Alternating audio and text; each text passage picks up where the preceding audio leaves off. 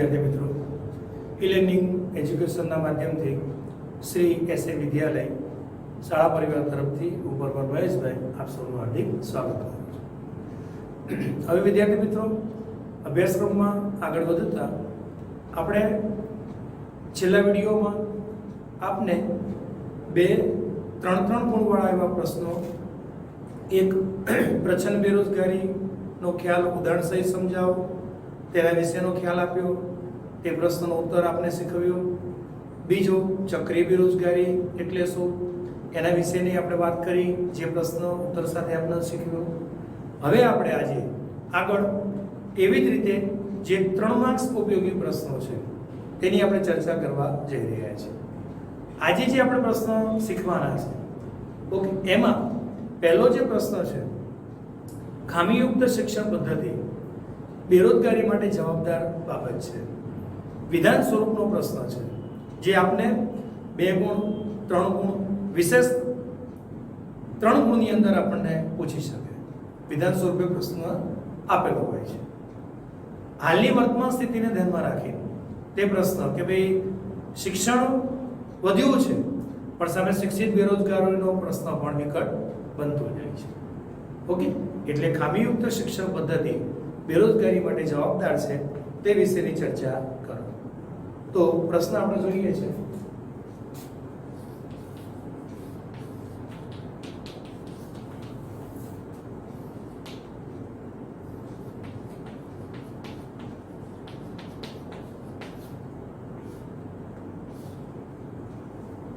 પ્રશ્ન આપણો આવશે ક્રમ 6 ડબલ અવતરણથી દર્શાવેલો છે। ખામીયુક્ત શિક્ષણ પદ્ધતિ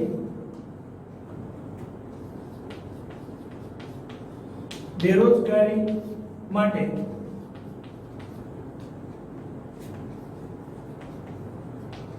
જવાબદાર છે, સમજાવો। જે 3 ગુણ ઉપયોગી પ્રશ્ન બનશે, ઓકે। ખામીયુક્ત શિક્ષણ પદ્ધતિ બેરોજગારી માટે જવાબદાર છે, સમજાવો। ડબલ અવતરણમાં આપણને પ્રશ્ન આપેલો છે। હાલની શિક્ષણ પ્રણાલી વર્ષોથી આપણે ભારતીય અર્થવ્યવસ્થામાં જે ચાલી આવતી શિક્ષણ અંગેની જે વ્યવસ્થા છે તેની ખામીના કારણે બેરોજગારીનો પ્રશ્ન પણ, શિક્ષિતોની બેરોજગારીનો પ્રશ્ન પણ વિકટ બનતો જાય છે। શિક્ષણના વધવા સાથે, શિક્ષણના મહત્વ સાથે બીજો એનો વિકટ પ્રશ્ન શિક્ષિત બેરોજગાર, ઓકે, એજ્યુકેટેડ અનએમ્પ્લોયઝ દિન પ્રતિદિન વધતા જાય છે। કે દરેક ભણેલી ગણેલી વ્યક્તિને એની લાયકાત મુજબ એને નોકરીની અપેક્ષા હોય છે, તો દરેક વ્યક્તિ માટે ગવર્મેન્ટ સેટિસ્ફેક્શન આપી શકે એવી જોબ એ પોસિબલ નથી। ખામીયુક્ત શિક્ષણ પદ્ધતિના અનુસંધાને આ પ્રશ્ન આપણે શીખવાનો છે કે આપણી ભારતીય શિક્ષણ વ્યવસ્થામાં શું ખામી છે, જેના કારણે વિદ્યાર્થીઓ એમ કે અમુક વ્યક્તિઓ એનું સંપૂર્ણ ભણતર પૂરું કર્યા બાદ પણ તેને સામાન્ય કામ અથવા સામાન્ય નોકરી ગોતવી પડે છે, ઓકે। એટલે ખામીયુક્ત શિક્ષણ પદ્ધતિ બેરોજગારી માટે જવાબદાર બાબત છે। તેમાં પહેલો જ પોઈન્ટ આપણે લખીએ છે, શિક્ષણના પ્રચાર અને પ્રસાર સાથે, ઓકે, શિક્ષણનો પ્રચાર અને પ્રસાર દિન પ્રતિદિન વધ્યો છે। એના અનુસંધાને ઉચ્ચ શિક્ષણ લેનારા સ્કૂલ જીવન પૂર્ણ કર્યા પછી કોલેજ કક્ષાએ પહોંચી તમારા પસંદગીના વ્યવસાયમાં જવા માટેના જે તમે વ્યવસાયિક અભ્યાસક્રમમાં જાઓ છો, ઉચ્ચ શિક્ષણ મેળવનાર એમ કે પ્રતિવર્ષ એમ કે દિન પ્રતિદિન એમાં વધારો થાય છે। કહેવાનો સિમ્પલ મિનિંગ, દિન પ્રતિદિન હાયર એજ્યુકેશનમાં જનારા એમ કે વધુને વધુ વર્ગ જોડાય છે। પરંતુ ખામીયુક્ત શિક્ષણ પદ્ધતિના કારણે શિક્ષિત બેરોજગારી એમ કે સંખ્યા વધતી જાય છે। ઓકે, જેમ જેમ સમય પરિવર્તિત થાય છે તેમ તેમ શિક્ષણ મેળવનારાઓની સંખ્યા વધતી જાય છે. ઉચ્ચ શિક્ષણમાં જનારા લોકોનું પ્રમાણ વધી રહ્યું છે, તો સારી બાબત છે. પણ સામે એની નકારાત્મક બાજુ તમે જુઓ તો શિક્ષિતોની બેરોજગારી દિન પ્રતિદિન વધતી જાય છે. એમની લાયકાત મુજબ, એમની અપેક્ષા મુજબ અને એમની આવડત મુજબ એમને જે કામ મળવું જોઈએ, એમને જે જોબ મળવી જોઈએ, એમને જે સેટિસ્ફેક્શન થવું જોઈએ તે થઈ શકતું નથી. એટલે એક બાજુ શિક્ષણનું મહત્વ પણ દિન પ્રતિદિન વધી રહ્યું છે, તો બીજી બાજુ શિક્ષણ મેળવીને પણ બેરોજગારીનો વિકટ પ્રશ્નનો સામનો કરતા લોકોનો વર્ગ પણ વધ્યો છે. તો પહેલો પોઈન્ટ આપણે આ નોંધવાનો છે. બીજું, ભારતમાં દરેક ક્ષેત્રે બદલાતી જતી કાર્ય પદ્ધતિને કારણે દરેક ક્ષેત્રે ભારતીય અર્થવ્યવસ્થાનો જે વ્યવસાયિક માળખું છે, ઓકે,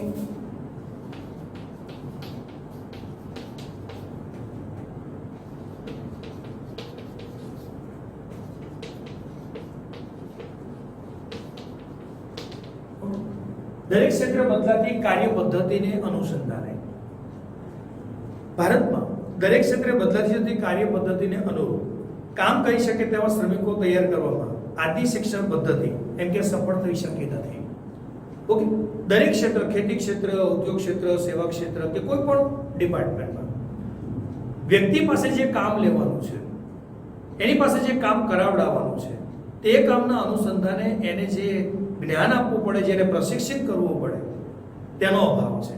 બસ કોઈ પણ વ્યક્તિ ગમે તે કામમાં જોડાઈ જાય છે અને વર્ષોના અનુભવ પછી તે એમાં થોડી પારંગતતા પ્રાપ્ત કરે છે, પણ શરૂઆતથી જ જે તે વ્યવસાયની અંદર એમને જોડાવવું છે તે જ પ્રમાણેનું એને વ્યવસાયિક જ્ઞાન મેળવ્યું હોય તો એ સારી રીતે કામ કરી શકે છે. એટલે બદલાતી જતી કાર્ય પદ્ધતિને અનુરૂપ શ્રમિકો તૈયાર કરી શકાતા નથી. ઓકે, ત્રીજો પોઈન્ટ લખો છો. દેશમાં આર્થિક વિકાસની સાથે ખેતી ક્ષેત્ર, ઉદ્યોગ ક્ષેત્ર અને સેવા ક્ષેત્ર, ઓકે, આપણું વ્યવસાયિક માળખું ખેતી ક્ષેત્ર,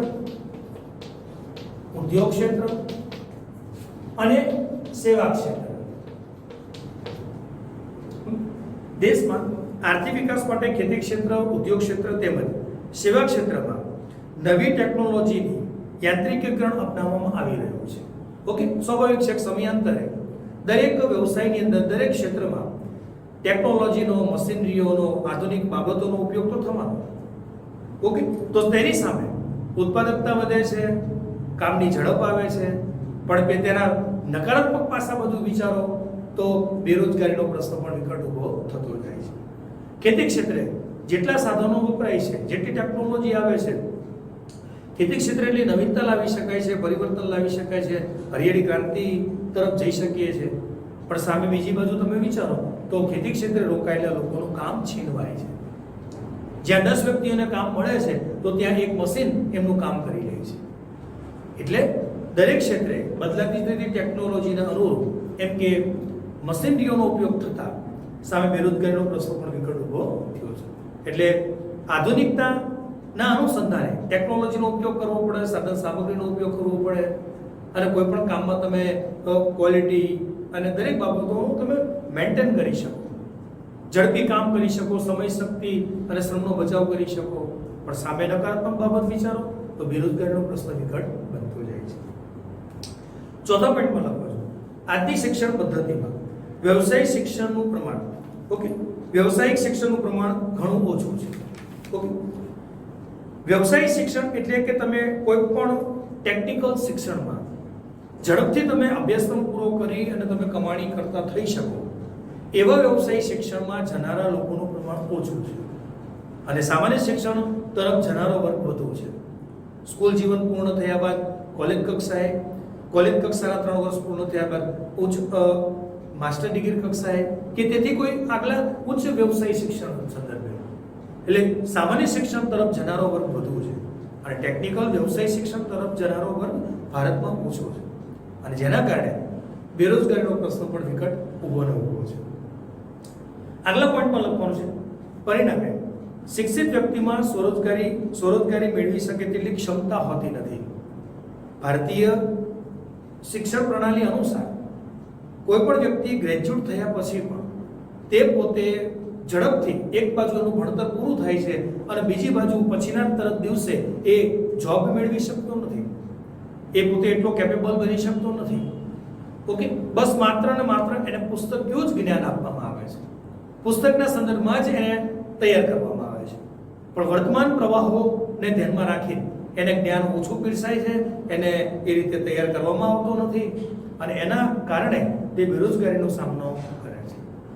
એટલે ભારતીય શિક્ષણ પ્રણાલીની અંદર વ્યક્તિ ગ્રેજ્યુએટ થયા પછી પણ તે પોતે ઝડપથી રોજગારમય બની શકે એટલો સક્ષમ, એટલો કેપેબલ હોતો નથી અને જેના કારણે એને બેરોજગારીનો કેમ કે ઘણો બધો સમય એ સામનો કરવો પડે છે. ઓકે, ત્યાર પછી શિક્ષણ મેળવનાર વ્યક્તિમાં એક ગેરસમજ એવી રહેલી છે કે ઓછું ભણેલી વ્યક્તિ કરતાં વધુ એમ કે કમાય, ઓછું ભણેલી વ્યક્તિ કરતાં વધુ કમાઈ શકે છે. ઓકે, ઓછું ભણેલા લોકો અને વધુ ભણેલા લોકો, એટલે કે વધુ ભણેલા લોકોમાં એક આ માનસિકતા છે કે તમે ઓછું ભણો છો તો સામાન્ય કામ ગોતી અને તમારું જીવન ગુજરાન તમે કરી શકો, એટલે એની કમાણી ઓછી છે પણ વધુ ભણેલા વ્યક્તિની તુલનાએ, અને એના અનુસંધાને લોકો વધુને વધુ શિક્ષણ તરફ આગળ વધે છે. અને છેલ્લે તેથી ઉચ્ચ શિક્ષણમાં પ્રવેશ મેળવવા માટે ઘસારો કરે છે. ઓકે, વધુને વધુ જેમ વધુ શિક્ષણ મેળવો એમ તમે સારું કામ મેળવી શકો, સારી જોબ મેળવી શકો. આ ભારતીયોની માનસિકતાના કારણે તે લોકો વધુને વધુ ઉચ્ચ શિક્ષણ તરફ ઘસારો કરે છે. આમ ખામીયુક્ત શિક્ષણ પદ્ધતિ બેરોજગારી માટે જવાબદાર છે. ઓકે, 8 થી 9 પોઈન્ટની અંદર 3 માર્ક્સ ઉપયોગી આ પ્રશ્ન લખવાનો છે. ઓકે, અને અમુક પ્રશ્નો મિત્રો એવા પણ છે કે જ્યાં માનો કે આ જ પ્રશ્ન ખામીયુક્ત શિક્ષણ પદ્ધતિ, પ્રશ્નની વિષય વસ્તુ, પ્રશ્નોનો જે સારાંશ છે એનો તમને ખ્યાલ આવી જાય કે ભાઈ અહીંયા કઈ સમસ્યાની વાત કરી છે, તો કે ભારતીય શિક્ષણ પ્રણાલીની. શા માટે ભારતીય શિક્ષણ પ્રણાલીના અનુસંધાને આટલો મોટો વર્ગ બેરોજગાર છે, તો તેની બાબત જો તમને સમજાઈ જાય તો તમે એની અંદરના અમુક પોઈન્ટ તમારા શબ્દોમાં પણ તમે લખી શકો છો. ઓકે, એટલે આજની આપણી આ જે શિક્ષણ વ્યવસ્થા છે એમાં જે પણ ક્ષતિઓ છે, એમાં જે ખામીઓ છે, એના કારણે જે શિક્ષિતોનો જે આજે મોટો વર્ગ બેરોજગાર છે, ઓકે, તે સમસ્યાની ચર્ચા કરતો આપણો પ્રશ્ન છે. ઓકે, એટલે એને 8 થી 9 પોઈન્ટની અંદર તમારે સરસ રીતે સોલ્વ કરવાનો છે. ઓકે, એટલે 3 માર્ક્સ ઉપયોગી એવો પ્રશ્ન અહીંયા પૂરો થાય છે. માની લો કે આ પ્રશ્ન તમને વિભાગ સી માં 2 ગુણમાં આપે છે, બરોબર? વિભાગ સી માં 2 ગુણમાં જો પ્રશ્ન આપે છે તો એના જે મેઇન પોઈન્ટ છે 4 થી 5 એમાં તમારે પ્રશ્ન સોલ્વ કરવાનો છે, અને 3 માં હોય છે તો તમે 8 થી 9 પોઈન્ટ અંદર લખો છો કે ભાઈ આપણી શિક્ષણ પ્રણાલીમાં કઈ ખામીઓ છે જેના કારણે આજે ઉચ્ચ શિક્ષણ તરફ જનારો મોટો વર્ગ એ બેરોજગારીનો સામનો કરે છે. વ્યવસ્થામાં, સિસ્ટમમાં શું ખામી છે, શા માટે એ લોકોને આપણે ટેકનિકલ શિક્ષણ તરફ વાળી શકતા નથી, એને એની પસંદગીના વ્યવસાયમાં આપણે એને જવા દેતા નથી. ઓકે, અને એના અનુસંધાને તે માત્ર પુસ્તકીય જ્ઞાન મેળવી કોલેજ કક્ષા, શાળા જીવન, કોલેજ કક્ષા કે તેથી ઉચ્ચ અભ્યાસક્રમને પહોંચીને પણ તે રોજગારમય બની શકવા સક્ષમ હોતો નથી. તો આની મેઇન આપણી બાબત શું છે તો કે ખામીયુક્ત શિક્ષણ પ્રણાલી. ઓકે, એટલે એવો 3 માર્ક્સ ઉપયોગી આ પ્રશ્ન આપ યાદ રાખો છો. ઓકે, ત્યાર પછી આગલા ક્રમે પ્રશ્નો જોઈએ છે. અર્ધ બેરોજગારીનો ખ્યાલ વિગતે સમજાવો.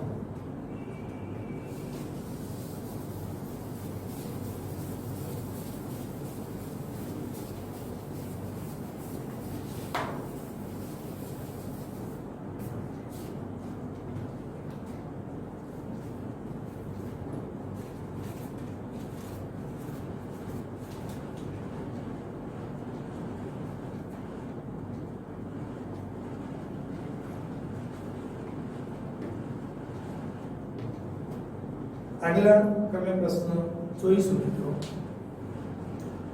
ભારતમાં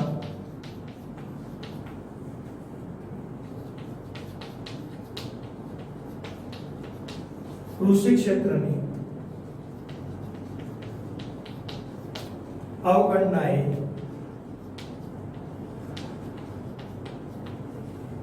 બેરોજગારીની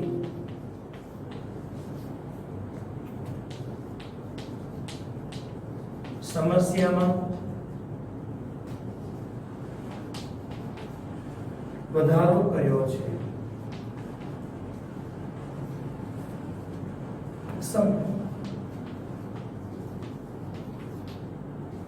એ પણ તમને 3 ગુણોપયોગી પ્રશ્ન બનશે.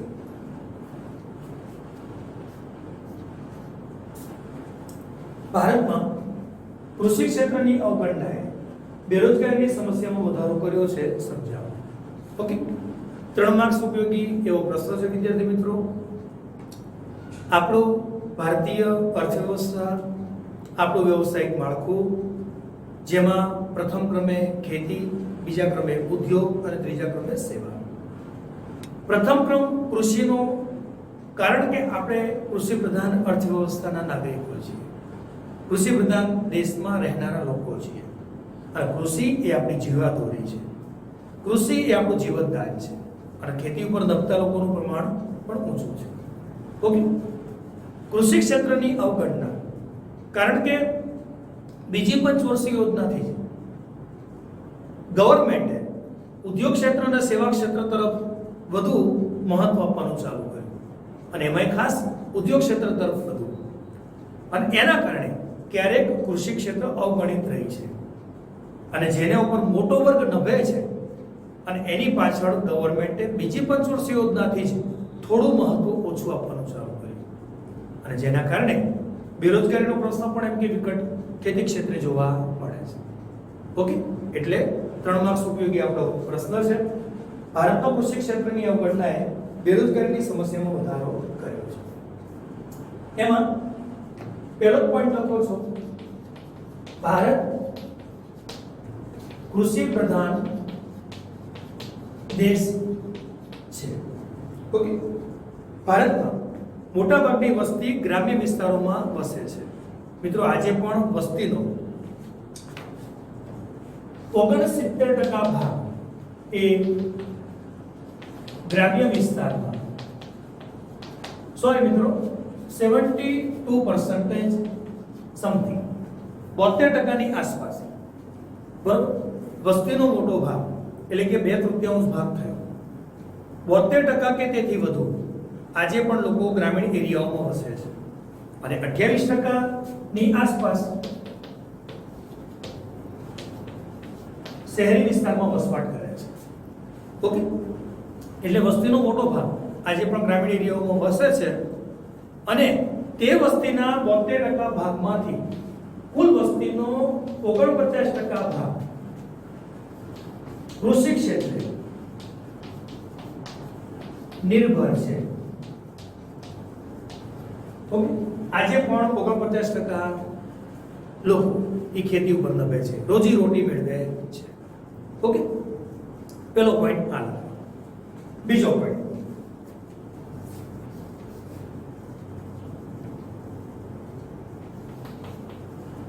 ગ્રામ્ય વસ્તી મોટે ભાગે કૃષિ પર આધારિત છે. ઓકે, મોટો વર્ગ, આપ અગાઉ તમને કીધું ને કે આજે પણ વસ્તીનો 72% ભાગ ગ્રામીણ એરિયામાં વસે છે. ઓકે, અને 49% ભાગ એ ખેતી ક્ષેત્ર ઉપર નભે છે, એટલે કે ખેતી ક્ષેત્રમાંથી રોજગારી મેળવે છે. ઓકે, બીજો પોઈન્ટ આ લખવાનો, ગ્રામ્ય વસ્તી મોટે ભાગે રોજગારી માટે ખેતી ક્ષેત્ર પર આધાર રાખે છે, તેથી કૃષિ ક્ષેત્રે વધુ રોજગારી મળી રહે તેવું આયોજન કરવું જરૂરી છે. ઓકે, કારણ કે ખેતી ઉપર દબનારા લોકોનું પ્રમાણ વધુ છે, તો સ્વાભાવિક છે કે ખેતી ક્ષેત્રે વધુને વધુ લોકોને કામ મળે. સિઝન 2 સિઝન 3 સિઝન તે લોકો 12 માસ ખેતી ક્ષેત્રે કામ મેળવી શકે એવું આયોજન હોવું જોઈએ, જેથી કરીને તે લોકોને રોજગારીની શોધમાં કૃષિની સિઝન સિવાય એમને બીજે ક્યાંય ભટકવું પડે નહીં. ઓકે, બીજો પોઈન્ટ આ લખો છો. ત્રીજું, ભારતની આર્થિક વિકાસની નીતિમાં કૃષિ ક્ષેત્ર કરતા અન્ય ક્ષેત્રો એમ કે વધુ અગ્રતા આપી છે. મેં હમણાં આપને કીધું ને કે ઉદ્યોગ ક્ષેત્ર અને સેવા ક્ષેત્ર,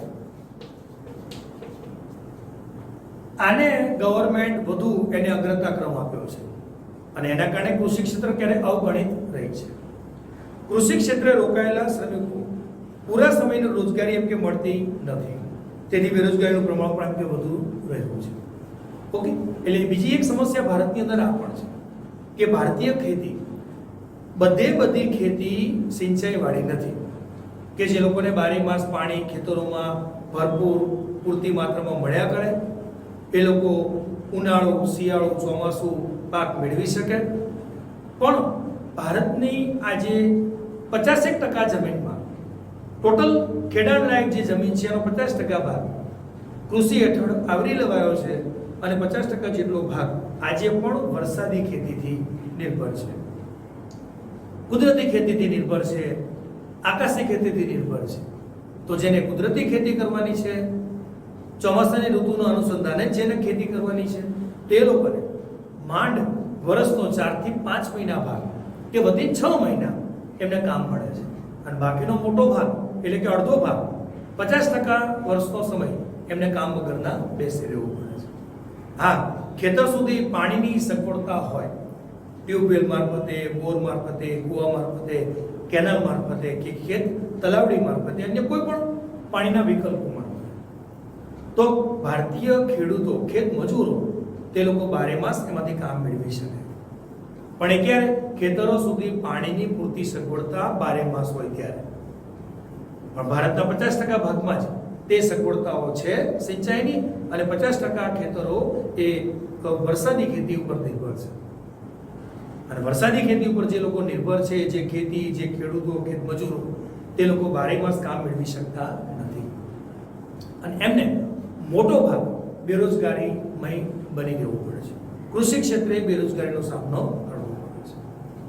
ઓકે, ત્યાર પછીના પોઈન્ટમાં લખવાનું છે કૃષિ ક્ષેત્રે હરિયાળી ક્રાંતિનો લાભ.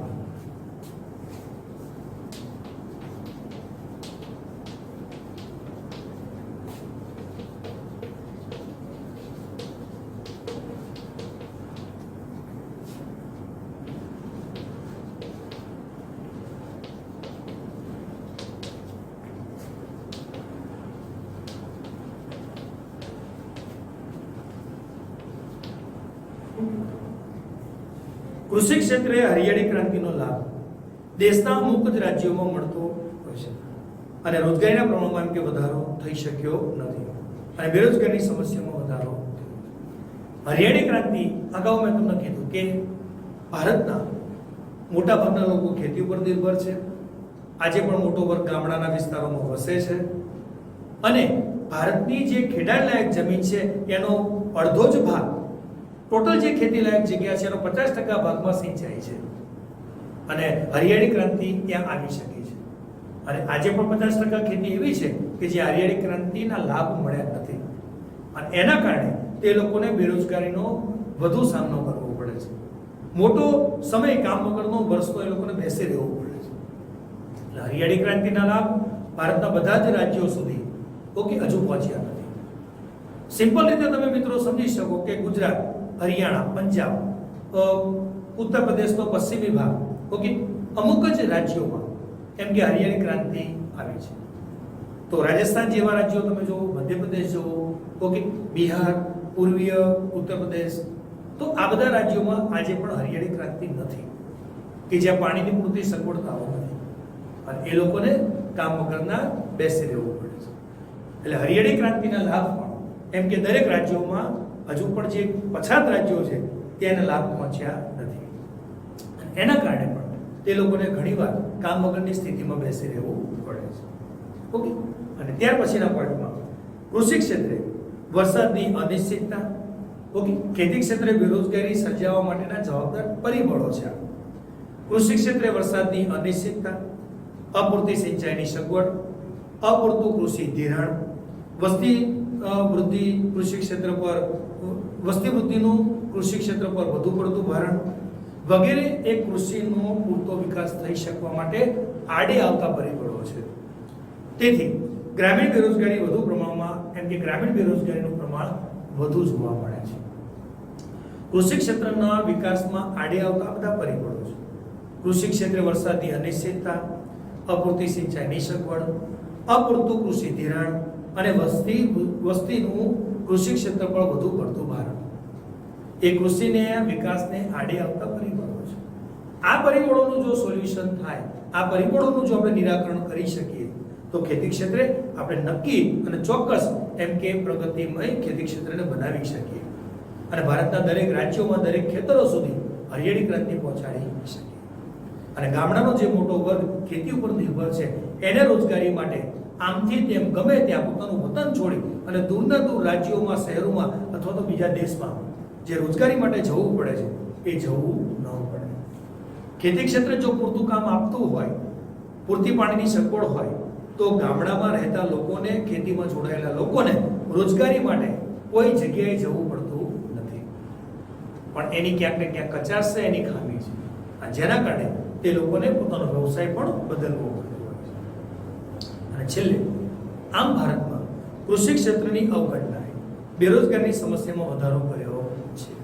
ઓકે, ખેતી ક્ષેત્ર પાછળ સરકારનું જે અપૂરતું ધ્યાન છે, એના વિકાસ પાછળ જે એમ કે પૂરતી માત્રામાં ખેડૂતો માટેની તમામ સહાયક બાબતો પૂરી પાડવી જોઈએ અને એના કારણે કૃષિ ક્ષેત્ર ક્યારેક અવગણિત બનતા એનો પૂરતો વિકાસ થઈ શક્યો નથી. ઓકે, એટલે આ પ્રશ્ન પણ આપણો 3 માર્ક્સ ઉપયોગી છે. 10 થી 12 પોઈન્ટની અંદર આ ટૂંકનો સ્વરૂપનો પ્રશ્ન આપણે સોલ્વ કરવાનો છે. ઓકે, એટલે 3 માર્ક્સ ઉપયોગી એવો બીજો પ્રશ્ન આપણો એક પૂરો થાય છે. ભારતમાં કૃષિ ક્ષેત્રની અવગણનાએ બેરોજગારીની સમસ્યામાં વધારો કર્યો છે. કૃષિ ક્ષેત્ર પાછળ અપૂરતું ધ્યાન, જેના કારણે બેરોજગારીની સમસ્યા વિકટ બનતી ગઈ છે. ઓકે, એટલે એવો 3 માર્ક્સ ઉપયોગી આપણો એક પ્રશ્ન પૂરો થાય છે. ઓકે, અને ત્યારબાદ ત્રીજા ક્રમે આગલા ક્રમે પ્રશ્ન શીખવાડું છું. હરિયાળી ક્રાંતિનો વેગ અને વિસ્તાર દ્વારા બેરોજગારીની સમસ્યા હળવી કરી શકાય છે. તો આગલો પ્રશ્ન આપણે જોઈએ છે 8મા ક્રમે.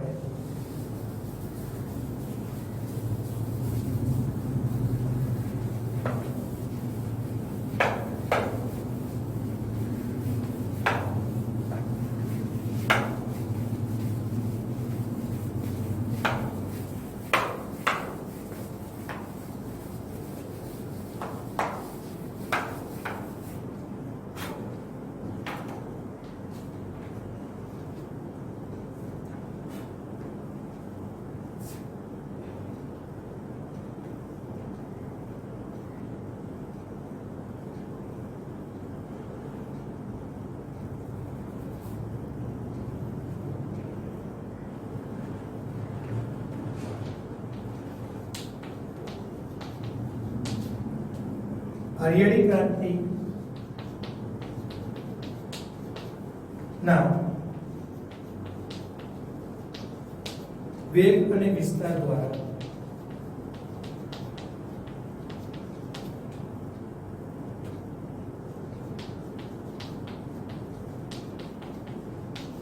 બેરોજગારીની સમસ્યા હળવી કરી શકાય.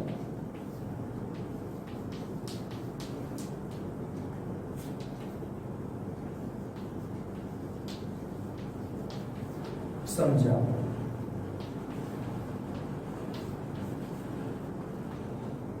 એવો 3 માર્ક્સ ઉપયોગી વિધાન સ્વરૂપનો પ્રશ્ન છે. ઓકે, હરિયાળી ક્રાંતિના વેગ અને વિસ્તાર દ્વારા, ઓકે, હરિયાળી ક્રાંતિના વેગ અને વિસ્તાર દ્વારા બેરોજગારીની સમસ્યા હળવી કરી શકાય છે. સમજાવો. 3 માર્ક્સ ઉપયોગી વિભાગ ડી માં આપી શકાય એવો પ્રશ્ન અને ભૂતકાળના બોર્ડની એક્ઝામની અંદર આવી ગયેલા પૂછાઈ ગયેલા એવો પ્રશ્ન છે. હરિયાળી ક્રાંતિનો વેગ અને વિસ્તાર. અગાઉના પ્રશ્નમાં હરિયાળી ક્રાંતિ વિશે આપણે થોડું શીખવ્યું કે ભારતના ખેતરોમાં સુધારેલા બિયારણ, રાસાયણિક ખાતર, જંતુનાશક દવાઓ, સિંચાઈ અને યાંત્રિકીકરણ, આ 5 ઘટકોનો ઉપયોગ થઈ અને જે ખેતી થાય અને એમાં જે પ્રગતિ થાય એને હરિયાળી ક્રાંતિ, ગ્રીન રિવોલ્યુશન ના નામે ઓળખીએ છીએ. એટલે ભારતના ખેતરોમાં હરિયાળી ક્રાંતિનો વેગ અને વિસ્તાર થાય તો કૃષિ ક્ષેત્રે પ્રગતિ કરી શકાય છે અને બેરોજગારીની સમસ્યા હળવી કરી શકાય એવો વિધાન સ્વરૂપનો આપણો પ્રશ્ન છે. તેમાં પહેલા છે પોઈન્ટ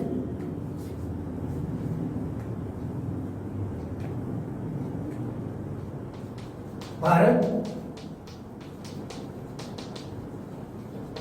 કૃષિ પ્રધાન દેશ છે.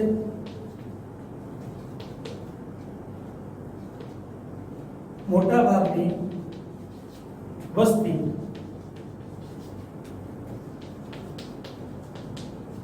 કૃષિ પર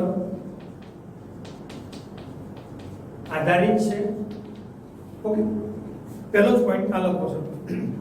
ભારત કૃષિ પ્રધાન દેશ છે અને મોટાભાગની વસ્તી રોજગારી માટે કૃષિ ક્ષેત્ર પર આધાર રાખે છે. દેશમાં વધુ વસ્તીના કારણે કૃષિ ક્ષેત્રે ભારણ વધ્યું છે. રોજગારી માંગનારાઓની સંખ્યા, ખેતી ઉપર ધબતા લોકોનું પ્રમાણ વધુ છે. પરિણામે પ્રચંડ બેરોજગારીની સમસ્યા એમ કે સમસ્યા વિકટ બની છે. ઓકે, ખેતી ઉપર ધબતા લોકોનું પ્રમાણ વધુ હોવાના કારણે કઈ પ્રચંડ બેરોજગારી, જેને આપણે ગુપ્ત અને છુપી, ગઈકાલના વિડીયોમાં જેના વિશે આપણે આખો પ્રશ્ન શીખ્યા છે, પ્રચંડ બેરોજગારી. ઓકે, એટલે પ્રચંડ બેરોજગારી, છુપી ગુપ્ત બેરોજગારીનો પ્રશ્ન વિકટ બન્યો છે. ખેતી ઉપર ધબતા લોકોનું પ્રમાણ ભારતમાં વધુ છે. ગ્રામીણ એરિયાઓમાં વસનારા લોકોનો વર્ગ મોટો છે અને ખેતી ઉપર ધબતા લોકોનું પ્રમાણ પણ વધુ છે. અને ખેતી ક્ષેત્ર આટલા બધા લોકોને રોજગારી આપી શકે એવી સક્ષમ નથી અને જેના કારણે દિન પ્રતિદિન બેરોજગારીનો પ્રશ્ન વિકટ બને છે. બીજા પોઈન્ટ, વરસાદની અનિશ્ચિતતા. વરસાદની અનિશ્ચિતતાના કારણે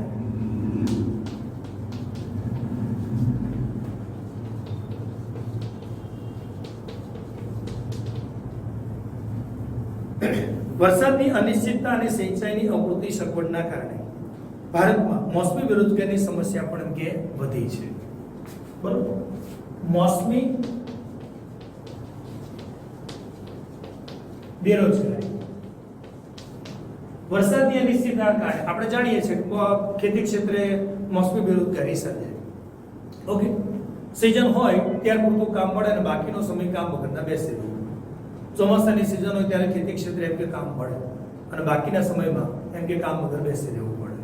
ઓકે, મોસમી બેરોજગારીનો સામનો પણ વધુ કરવો પડે છે ખેતી ક્ષેત્રે રોકાયેલા લોકોને. ઓકે, ત્રીજા પોઈન્ટ, ભારતમાં કૃષિ સિવાયના અન્ય ક્ષેત્રો એમ કે અલ્પ વિકાસના કારણે. ઓકે, લગભગ પોઈન્ટ 2-3 વખત આવી ગયો.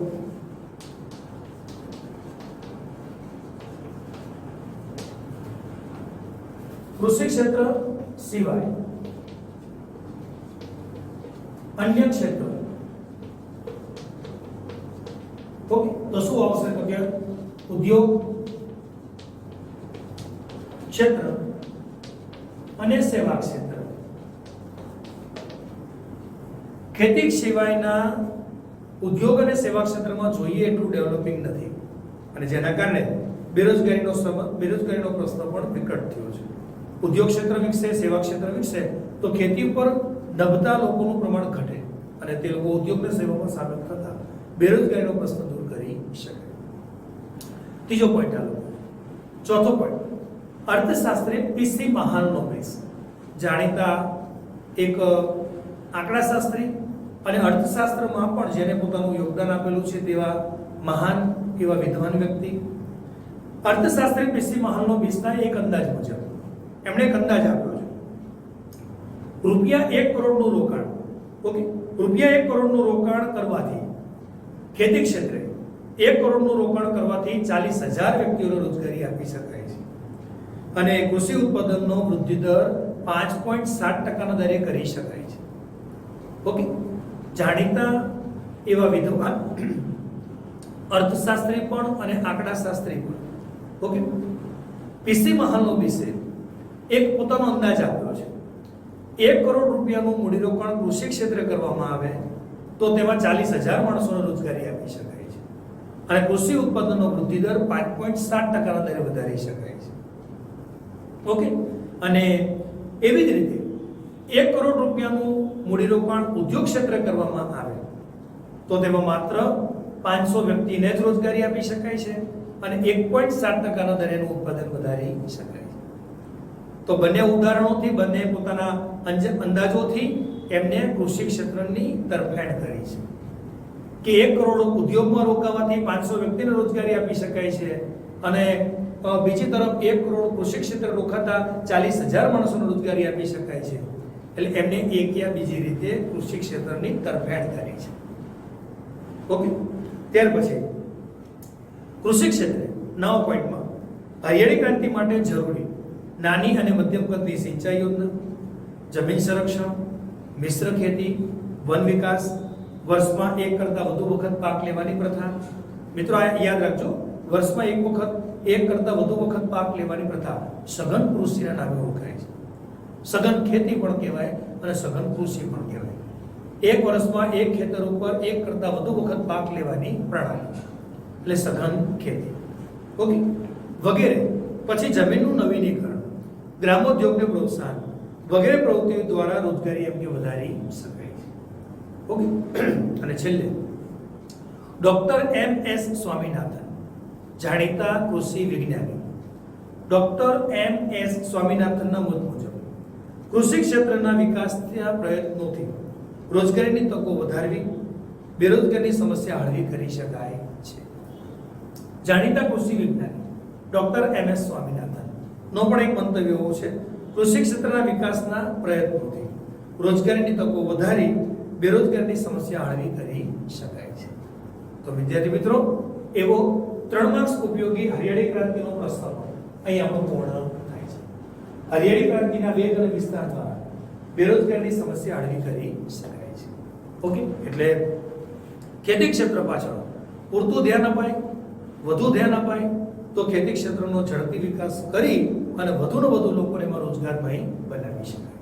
અને ખેતી ક્ષેત્રે જે મોસમી બેરોજગારીનો પ્રશ્ન છે, પ્રચંડ બેરોજગારીનો પ્રશ્ન છે, તે દૂર કરી શકાય. ઓકે, એવો અહીંયા આપણો 3 માર્ક્સ ઉપયોગી પ્રશ્ન પૂર્ણ થાય છે. ઓકે, હવે પછીના વિડીયોમાં ફરી મુલાકાત થશે. નમસ્કાર.